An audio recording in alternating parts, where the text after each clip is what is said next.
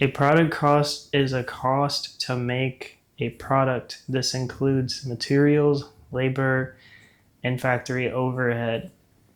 These costs don't immediately become an expense on the income statement. They first have to go to inventory, then when sold, they become costs of goods sold. Job cost accounting is for companies who make custom work or different products. This allows companies to keep up with expenses for every job and keep an account for everything one job at a time because every job is different. Process cost accounting is when companies average out the costs because everything that they make is the exact same.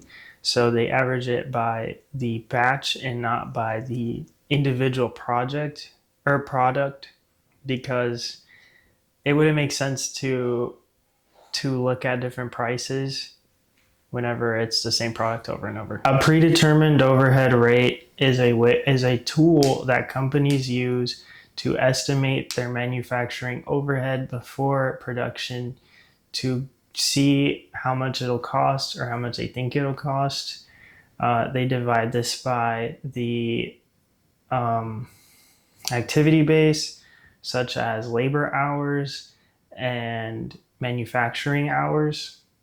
Then once production is complete, they make sure that they estimate it against the real manufacturing costs and then adjust for the next production by increasing or decreasing their estimates. Budgeting is a tool businesses use to look to the future and not be reactionary. It allows companies to plan ahead and compare and contrast and set goals. Flexible budgeting is the actual level of activity and it allows you to have a budget but also adjust depending on changes made, and it is easier to use for businesses as well. A fixed cost is when a expense stays the same price no matter how much business activity happens. A good example of this is rent, because your rent stays the same. A variable cost is when price fluctuates depending on how much you do.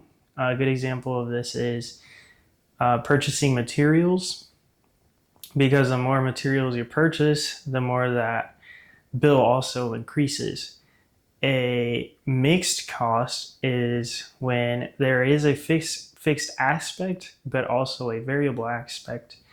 That means that there could be a base price, and then depending on how much activity you have or how much you use something, then the price increases. A good example of this is electricity, because you always have to pay the same base electricity price. And then if you use more electricity, you also get charged for more usage. Activity-based costing is a detailed way for companies to get their actual overhead costs for products. This allows companies to see if setting up a machine would cost them a little more and then price accurately. That way they're not selling their products too cheap or too expensive, and it allows for accurate accounting. A sunk cost is a cost of something you already purchased and can't get your money back with. A good example is buying a $5,000 machine and then only keeping it because it cost you $5,000.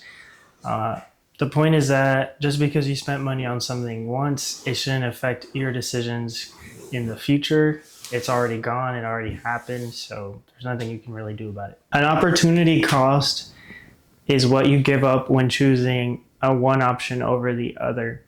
For example, if I decide to go on a date instead of going to a photo shoot, I would give up the $100 that I would make from the photo shoot.